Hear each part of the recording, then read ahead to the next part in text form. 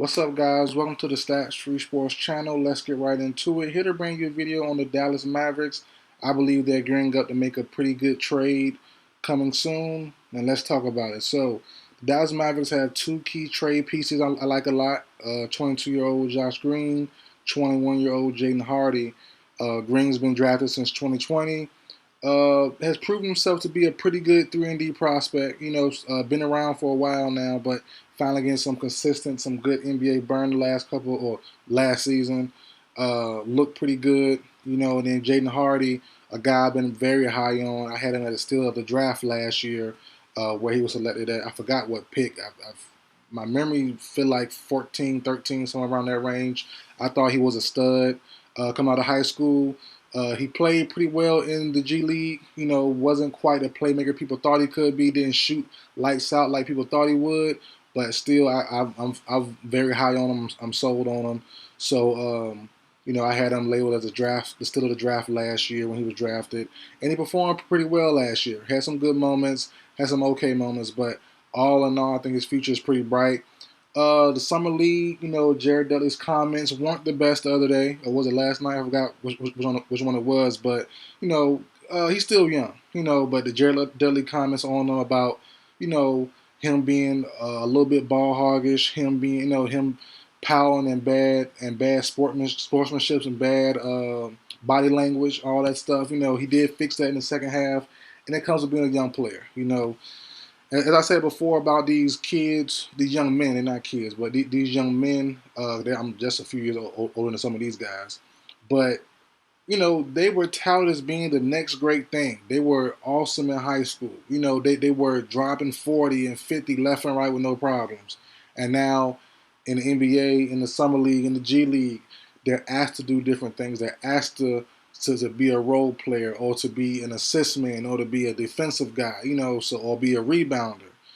So it's difficult.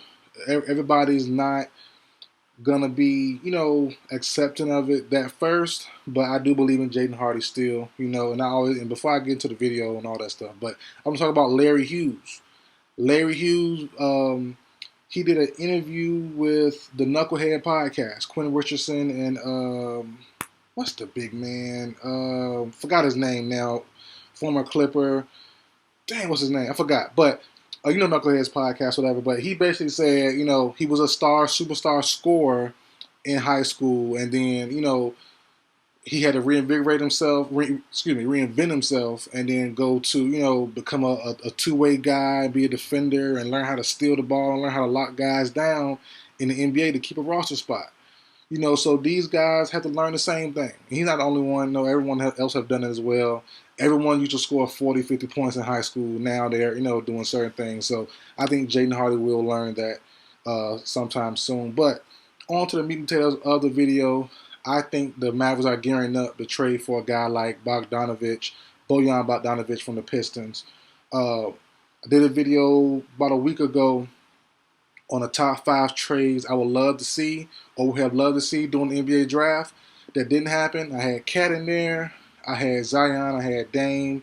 But I had Pascal as well. Pascal Siakam going to the Mavericks. I think that's a dream fit for him.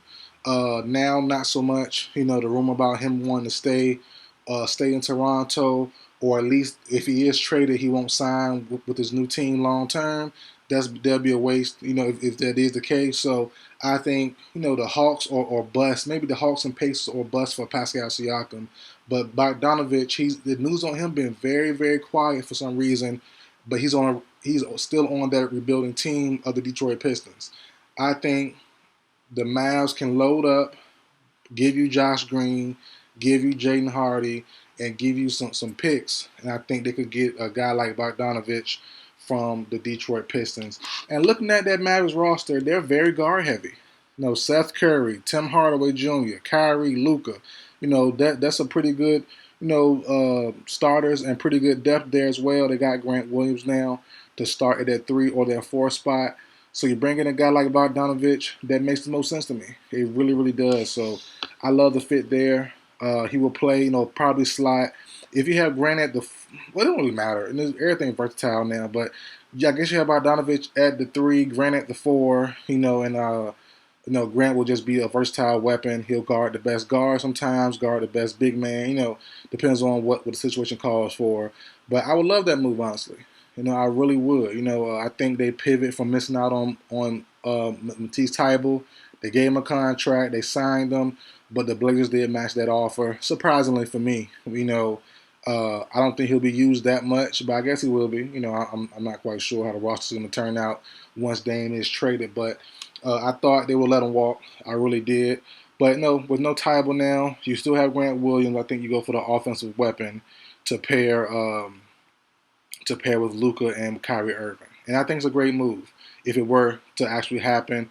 Can you look at what the Mavericks timeline is? Kyrie signed a 3-year max. Most of it, I think all of it, guaranteed except for a couple incentive bonuses. But you need to win now. Luka needs to go to another Western Conference Finals ASAP. He really does. He's on a trajectory where if it doesn't pan out in the next couple of years, you could see a point where Luka kind of might demand out from the Dallas Mavericks. So I think the management sees that. I think they have to really go all in, trade some of their youth because no Hardy or Green won't be ready probably this year or the next to really, really help out the Mavericks. And as a guy like me, I love depth over star power. As I begin older, you know, I'm a former Miami Heat fan. This was prior to LeBron and the Big Three wave. So I'm a Dwayne Wade stan. I've been saying that in my channel since I first started, right? But I was lucky enough to be a Miami Heat fan, and then we got Bron and Wade and all that. I mean, Bron and Bosh, all that stuff, and made the Big Three. But as I'm getting older, though, I'm like, man, I really love a team that had depth. That's why I hated the KD to the Suns trade. I wish they would have kept Mikal Bridges and try to trade a package of Cam Johnson and DeAndre Ayton or Chris Paul or whatever, and then got something else back, Terry Rozier, Fred VanVleet, something like that, instead of going all in for a guy like KD. But, the Suns might end up winning all this year anyways by signing Bradley Beal and all the other guys they got now. So, I might be wrong. You never know. But I thought keeping Bridges, keeping Booker as your main two guys, and then building off of that would have been a little bit better. But, the Suns went a different way. But, yeah, I'm more, as I'm getting older, I'm getting more inclined to wanting teams to have more depth. But in the same token, the Mavericks might be on a rush job. Luka might, I think Luka's deal is up in 2 years, if I'm not mistaken, in two summers, and you're gonna need to be, pushing for the finals pretty closely, if not win the finals, to keep Luka around. Me personally, I think a Western Conference Finals berth should probably keep him around. He had one already. Give him one more. It might settle down the rumors of him wanting to leave, but you never know. You never know, man. But I do like the pairing of Kyrie and Luka.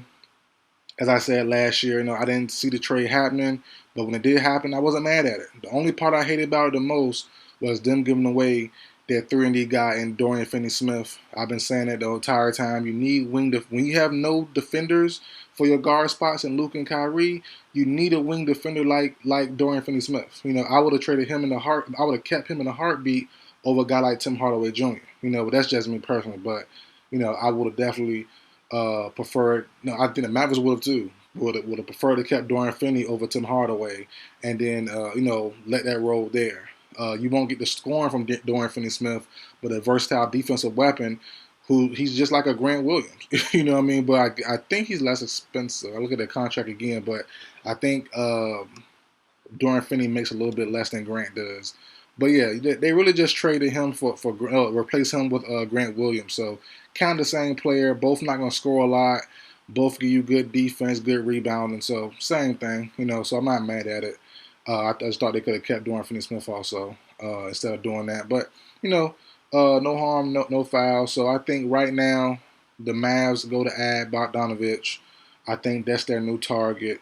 They might just throw in JaVale McGee also as just a trade piece, to make the money work. I could see. I don't understand why JaVale don't work out there. He's a good backup center, And I always picture this, JaVale with the Warriors, JaVale with the Lakers. He was a stud. He was a great rotational big man.